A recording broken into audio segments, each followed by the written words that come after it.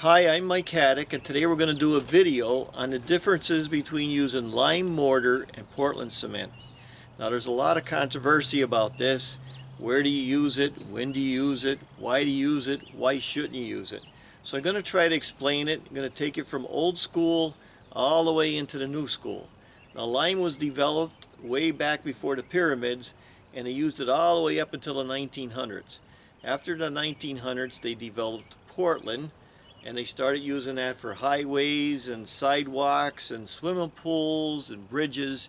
Everything changed after Portland. They started to mix it together for certain projects. I want to explain all that, so I'm going to start from the very beginning. We're going to go to an old barn that we are repointing and show you what lime mortar was like. So here we go. Now this part of it is undone, as you can see. That's the part we're going to patch up. And we get in on the inside of the barn, and just like the old castles and everything, you can see where they used to whitewash it. And this is the lime mortar they got in here, which falls apart. I'm going to explain that. See it over here? Look at it. See, lime mortar is just lime and sand. So you get it, and you can crush it up. It's no good where I live, northeastern Pennsylvania. I'm going to talk about that a little more. Now let's talk about the lime a little more. You could see in here where they used everything back in the day. This is built in 1888, and it's all different stuff. They use sand, they got it anywhere, bank run, anywhere they can get it. As long as it didn't have salt in it, you're good. And they added lime to it, and it falls apart. It doesn't hold up lime.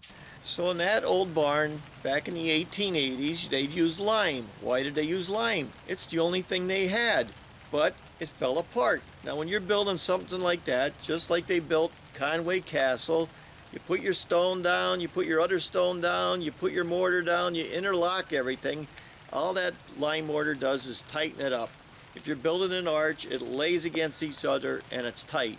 But modern day, I do not use lime mortar to fix that. I use an S mortar, which has Portland in it, 67% Portland to lime. It's like an in-between thing. And then I get what I want from it. I get stiffness, I get hardness, and that stone is granite, so I don't ever have to worry about it. We'll explain that as we go. Now let's look at one of these old brick buildings.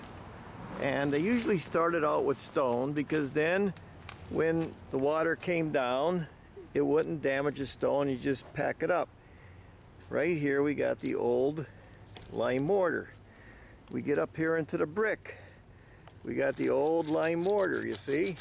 It doesn't hold up well, it falls apart.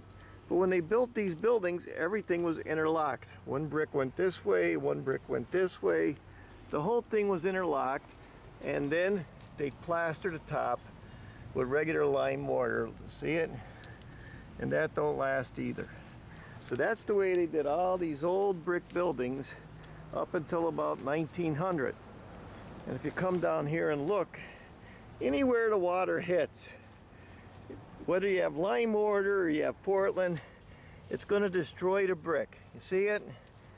It's going to destroy not only the brick, but all the lime's going to fall out first, and then it's going to destroy the brick. So here's what we established so far. First of all, they used lime almost exclusively up until around 1900. Second thing we know is that it's very soft.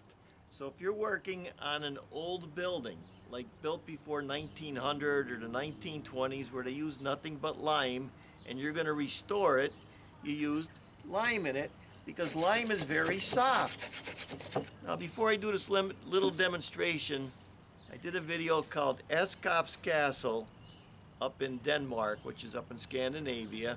They're redoing it up there. Let's take a look at that, and then I'll do a little demonstration. That's inside our castle. And they're actually patching up that brickwork. You can see where they finished the top, and they rub all the cement in. And then where they get down to where the scaffold is, right in there you can see where they haven't finished it yet. You see all the stuff? Let me show you what kind of bricks they used. Here's the kind of bricks they used right here to build all those castles. So let me do a demonstration. When they built these old buildings, There was no block and no rebar or nothing like that. Everything was bonded, one brick against the other brick, so to go in and tie in. Sometimes you'd see stuff like this every 6 cores. They tie that completely in so they could use it, but they don't build stuff like that anymore. Now if you're going to go and you're going to restore an old building with lime mortar like this, see how soft it is? You can get a screwdriver and get in there. So if you wanted to restore the face of the building, you could actually go in there and keep scraping that lime mortar away, and you could pull that brick out and you could put another brick in its place. That's what they were doing. Any bad bricks, they were replacing that. You can't do that with Portland. It's too hard. That's one of the reasons they still use lime mortar for old buildings. So that's one of the reasons why we're using lime mortar if we're restoring something that's going to be restored 2 or 3 generations down the line and 2 and 3 generations down the line again. But if I was building a retaining wall in my area, I wouldn't use it. I use Portland, but it's not restoring an old building. So now I'm still building my case. Let's go back to Conway Castle, where they were using lime to restore that castle, and then I'll do a little demonstration again. So if you want to learn how to do something in a certain area, you got to go talk to the local guys. So that's what we're going to do now. Yeah, I'll bet you in here, man. Yeah. That's 250 quid of Jeremy Beaver. I'm actually a stonemason from Pennsylvania, United States. Oh, yeah. Yeah. So what are you doing? You're just getting out all the bad stuff? Yeah, all the old crap out. And what are you going to fill it in with? Lime. Lime. Breathable lime. Right. I'm with these guys from Wales, and they're taking this all out. Explain that, how you're doing that. We're taking the old lime out Right. and repointing it with a new lime, and yeah, restore it to its original And this was condition, so it'll be stronger, and hopefully in about 1,000 years' time it'll still be here. Okay. And So- tell me about the lime you use. It's hydraulic lime. It's mixed with 2 soft sand, 1 sharp sand, and a bucket of lime to the mixture. It's gauged, so we mix it up here, dry, then we wet it to suit, and then we spray here with water so it sticks, and then we let it go off, and then we brush it, and then brush it again. And we cut the size in so it looks magnifico. Magnifico. How long does it take for that to dry? Well, depends on the moisture and the humidity. Yeah. Sometimes 2 weeks, the actual finish, sometimes a little longer.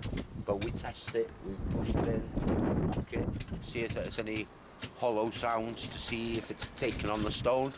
And if it's right to do, we brush it out, and then, yeah, like I say, a perfect finish every time. Europe for heritage. That's what you use, huh? Yeah, Saint-Étienne is French. Is it? They've All right. been doing that for hundreds of years, and it's the And that's purest it, and yeah. more constant. So what did we learn from those guys? First of all, we found out that lime is very breathable, but the second thing, that old school lime takes a couple weeks to dry. Nobody in the modern world is going to wait 2 weeks for any kind of cement to dry.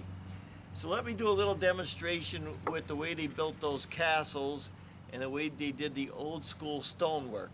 Now when they did that old school stonework, what they did is they put all the good face stones on the outside, and then in the middle they filled it in with junk and lime, and then they just packed it up. But all the stonework they did was wide, and if they were going to go high in the building, it'd be wider on the bottom, and then as they went up, they'd step it in and they'd step it in. That's the way they used lime in the old school stonework. So here's another way they would build these old castles, these old limestone buildings, and these old cathedrals. What they would do is they'd come up with their stone, and then they'd tooth it out, and then they'd tooth it back in. So when they go to put their limestone facade on, they would just slide it in like that, and then the next piece would go right on top. And they'd keep going like that all the way up. The other one would go in, or the next piece to go in. They tie it in like that. I did a video called St. John's Cathedral, and I show pictures of where they had that. So if you ever go to New York City, St. John's Cathedral, Go in there and see how they build a cathedral because it's unfinished. And you'll get a lot of good ideas about how to do stonework just from looking at that. So basically what we learned is everything up until the late 1800s was basically built the same. Everything was interlocked, brick, whatever you did, and you used lime mortar because that's all they had. Now let's talk about the way things changed. I'm going to do a little demonstration on that. Okay, we know that at one time it was all done by this. Everything was interlocked. And then they started to change things. When they started making blocks like this, handmade blocks, they also started to make wall ties. So they put the wall ties between the block, they come up with their brick, and they'd cement the wall tie into the brick. Same thing with the stone. They started doing that. Why? It's faster, it's cheaper, it's less material. That's what they started to do. So when they started doing that, they found out that this stuff doesn't work. Wall ties rot away. And I'm going to show you, so they stopped doing that. They won't let you use wall ties, that's against code anymore. So what I do is I usually use like a door wall, which will go between, like, let me see, like this. It goes into the wall, and then this stuff will go on top of the brick to hold the brick in. Or they could drill into the side and do this. They were doing that. And then this will go up and down and that'll hold into the brick. They have all different types. They have drill bits that goes into the metal when they started using metal. But what happened in 1906, they had that great earthquake in San Francisco and everybody stopped using masonry anymore. Everybody's going to steel and glass, and it's a natural transition from going to steel to glass. Now when they started doing this, a lot of the old timers still wanted to use lime mortar, and it rots away. So let's go to a building where the whole side, the facade fell down, and then we'll go from there. Standing in front of a building where the whole facade of the brick actually fell off. It was in the newspaper in the morning. The reason it fell off is they used wall ties. Now this was about 15 years old they took out of a brick wall.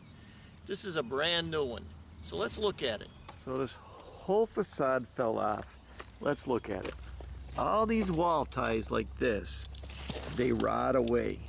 Anytime you use steel and you use, see, they're all rotted away. Anytime you use steel or any kind of metal with lime mortar or brickwork, it's going to rot away and fall off. See, here's one of these wall ties. See how they rot away and they fall off? It's only a matter of time. That's what a new one looks like. But all these wall ties are no good. Anytime you mix cement or mortar, it's all going to fall off sooner or later. This mortar they use, this old lime mortar, doesn't work in Pennsylvania. You got to add Portland to it. Now the old timers, if they wanted a building to last, they'd always start out on the bottom with a hard stone like granite, because granite does not absorb the water. And then from the granite, they go up on top with their brickwork, or they go up with their stonework. And this was called like a damp course, or a water table we'd call it, because the water wouldn't come up through the stone and break everything apart. But if you used lime mortar in the old days, that's what they would do. And I had a whole series on rock facing and shaping stones where I explained the whole scenario about that. So if you use lime in the mortar, the water splashes against it and it falls apart. If you got granite, you just pack it in. If it gets into the brick, all the joints will fall apart. So I don't use it. I don't use lime mortar.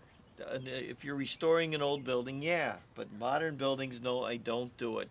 So let's look at this. Let's look at what happens in our area when you use lime mortar and you don't have a water table. What happens if you don't use a water table on real stone? See it? You could actually see the stone is deteriorating. It's turning into sand. It just deteriorates.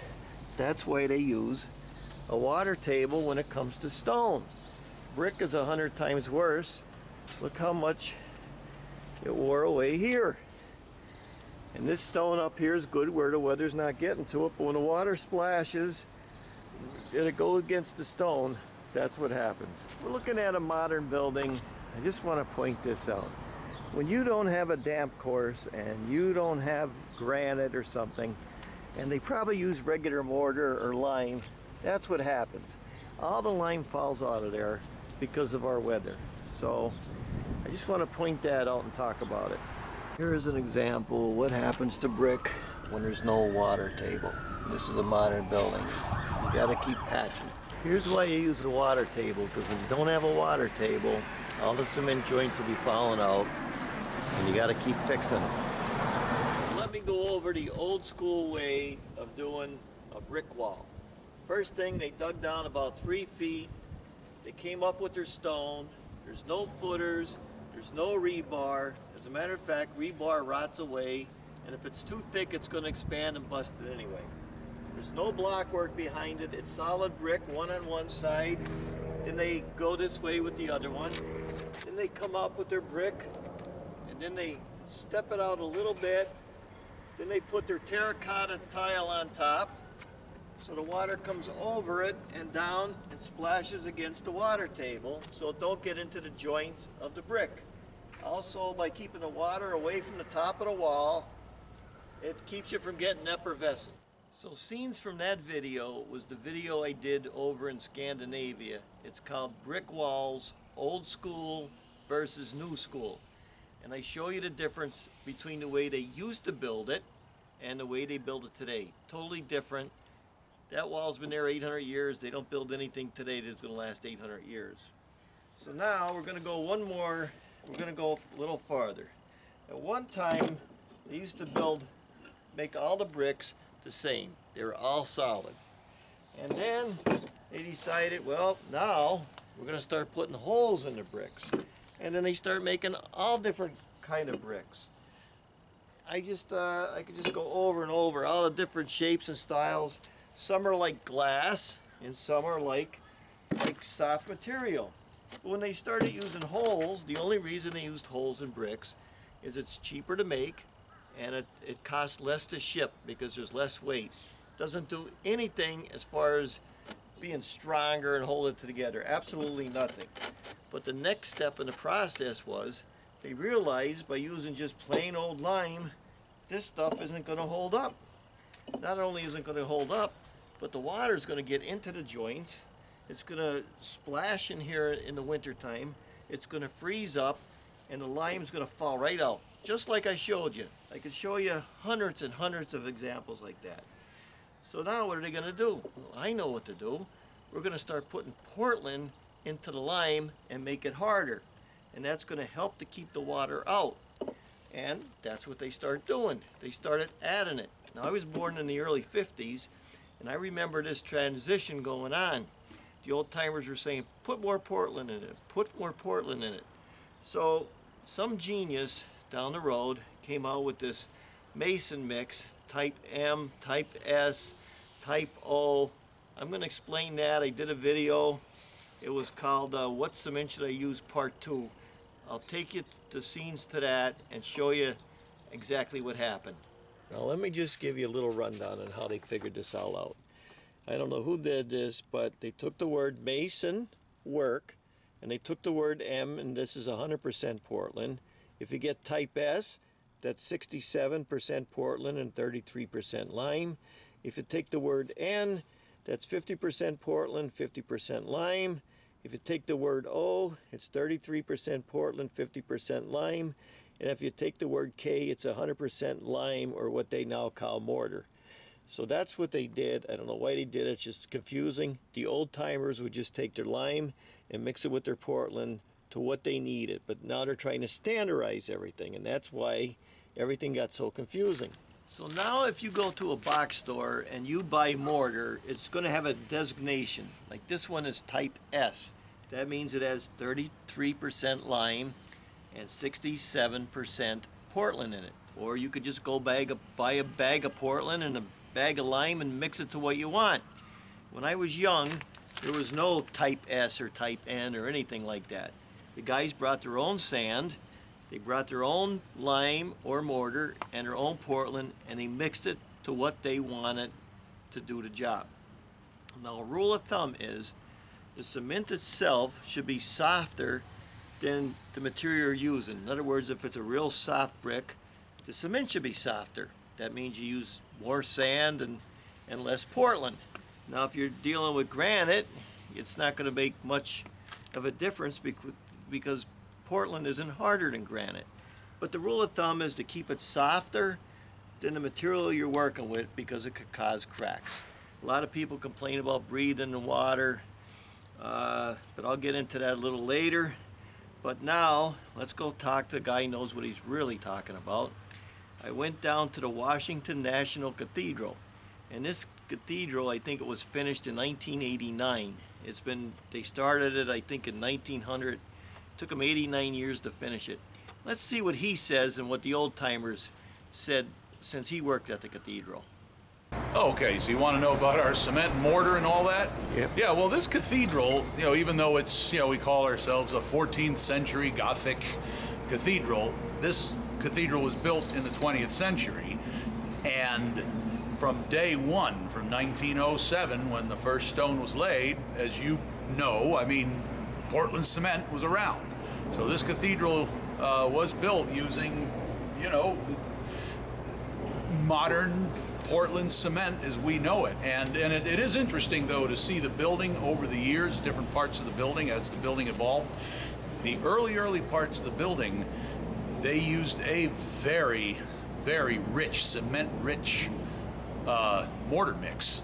Super hard. I found a spec from 1915 when they were building the east end of the cathedral, and the mortar mix in 1915 was 2 parts sand, 1 part white Portland cement, and 1 part lime. So that is one super hard mortar mix. And over the years, you can see, as you know, too hard of a mortar will create problems, and they've had problems over the years. Somewhere around the 1950s, 60s, they softened up the mix to more of a type N masonry cement, but it's still hard, still a very hard mix. Yep. And with our restoration work now, with all the earthquake repair and restoration work that we use, we're using a lot of the bag mixes, the restoration mortars that I think are better now. I mean, the thinking, as you know, has gone full circle from super hard. I used to work with the old stonemasons and masons. Oh yeah, put some more cement in there, make it harder. Harder is better. So I like to think this cathedral is almost like a museum of mortar, throughout the 20th century. But it is, a modern Portland cement-based mortar mix in this building. And what would the mix be that you use now? Oh, the normal mix now is, like a 6 1-in-1, 5 1-in-1, stuff like that, but it's definitely a lot softer than it was back in the day. Right. And we use also, like I say, the bag mixes, the Edison mixes, and the Jan mortar mixes too, the restoration mortars and things like that. And we'll mix up our own, but we definitely mix them up softer than the old timers did. So this is the same type of limestone they used to build that cathedral. It comes from Indiana. And if you go on the internet and you look under the Indiana Limestone Handbook, you're going to see what cement they recommend. They recommend 6 parts sand to 1 part lime to 1 part Portland. So all these people are telling you shouldn't put Portland in with your lime. I don't know what to tell you, because if I didn't do that, everything I'd build would fall apart, especially when I'm doing something flat on the ground. Now let's go look at a patio we did with nothing but Portland and sand. Anything in my area that lays flat, I use Portland and sand. Now let's look at this sidewalk my dad did 60-some years ago. It's nothing but Portland and sand. There's not one joint fell out of here. If we did this with mortar, it would have fallen apart about 10 years after he'd done it. You only use Portland on the ground where I live. Now the question is, when do you not use lime? In my area where my weather is, if it's laying flat, just like that patio, It's sand and Portland, 2 sand to 1 Portland. Now let's just look at our weather. This is what our weather is like. It freezes, it thaws, it freezes and it thaws. It absolutely kills any kind of masonry work you do, especially laying flat on the ground. If I'm doing a retaining wall, it's all Portland. I did this early American stone job, and it was hard stone, and we used all Portland. I get a lot of flack on that, but they don't live in my area, and I'm the guy that gotta go fix it. I did a video called What Cement Should I Use Part 2, and on that video I showed you what I used in each situation, whether it was brickwork or stonework or laying it flat on a patio. I showed you what I use. That's what I use in this area. Now if I was just using lime in this area and I was stacking bricks like this going a couple stories high, I would actually think that's dangerous. Let's go look at a brick job that I just redid and refinished. Let's look what it looked like before that. Now, this is one of the reasons brickwork is disappearing in Pennsylvania. The water comes over the side, it gets into the brick, it all falls apart. This is all falling apart. So, can't really do much about it. You look down in here, it gets wet, the brick blisters. You can see down in here it all fell apart. The water gets in there, everything falls apart. So just so you know, I didn't build that. That was built maybe late 60s, maybe the early 70s. But the biggest reason that fell apart was because it's got cheap brick with holes in it. When you get cheap brick with holes in it, the water gets in there, it freezes in the winter, and then it busts everything apart. And you get those days where it's frozen, then it thaws out, then it's frozen, it thaws out. Some will say, no, that's because you put Portland in there. They might have put some Portland in there, but I've seen a lot of jobs with Portland in it. There's nothing wrong with the brick. And you walk around that whole house, there's nothing wrong with that brick, just where the water hit it. So that's a big factor, is the water. Even the iron railing rotted away. So the problem is cheap brick. Brickwork is disappearing anymore. Nobody uses lime where I live. Now I know there's some experts out there, God bless them, who tell me that if you use lime mortar, you're not going to have no trouble with the brick falling off. I could show you hundreds of examples of that not being true, especially in my area. So before I go, let me show you a few other examples. They put this lime mortar in there, it doesn't hold up, and the bricks fall apart because of the snow. Down here they just keep patching it, that's all. But you can see all this lime mortar and everything falls apart. Whether you have lime mortar or you have Portland, it's going to destroy the brick. You see it? It's going to destroy not only the brick, but all the lime's going to fall out first, and then it's going to destroy the brick. The same thing with stonework. You see it? All falls apart. All this lime, all falls apart on the bottom. If you watch that Volo castle, some say, well, if you use too hard of a cement, the face of the brick will fall off. Well, on that video, which I showed you, Escoff Castle, the face of the brick was falling off anyway. Why is it? Because it's man-made material. If you get into a God-made material like they were using at Conway Castle, you're going to have a heck of a lot less problems. So then they come out with all these different types of cement, M, S, and K. They should put on the bag exactly what it is, how much Portland's in it, how much lime is in it, how much sand is in it. But they don't do that, and they put this, oh, it's ASMST or whatever it is, and that confuses everybody. So let us hear the conclusion of the whole matter. First of all, do I ever use lime mortar and nothing but lime mortar? No way. I've been doing this for over 50 years. My dad agrees with me. He's been doing it over 70 years. If we use lime mortar, everything's going to fall apart. Our rule of thumb, laying flat, it's Portland. If it's up and down, personally I use S mortar, which is 67% Portland, 33% lime.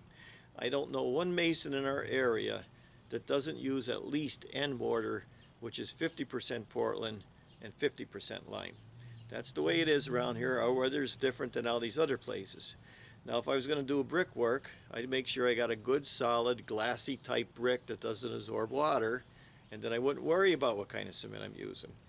Now, if I was working in Escoff Castle or Volo Castle, where everything's interlocked and these castles are 100 years old, that's a different story, because like I showed you in my examples. But do I ever use lime mortar? No. I know in some plaster projects and some old school buildings where they've done it before, yeah. But I don't use it, and I won't use it, and I'm not going to use it. And I hope these videos help. Thanks for watching. I'm Mike Haduck. I'll see you next video.